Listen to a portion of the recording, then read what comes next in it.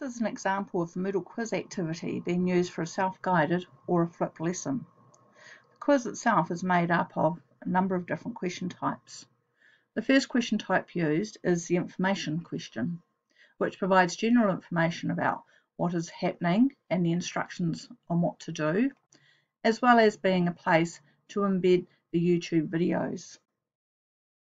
Multi-choice questions for the "how are you doing" type questions have been set up using single option multi-choice.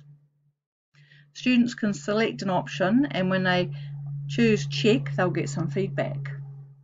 So for example, if they're trying it but aren't successful, it suggests they watch the video again or to ask library staff for help. Maybe they just need to do the question with a hint.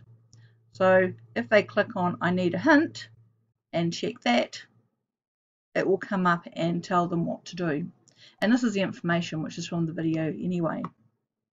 So this allows students to have more than one go at the questions until they can show some mastery. Other types of questions are true and false questions, and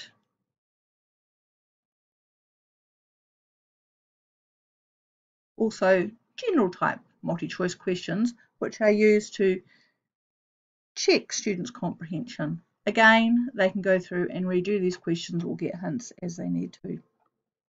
Section headings have been added so that students can find their way around easily to what sections they might want to work on. The quiz itself uses the immediate feedback option.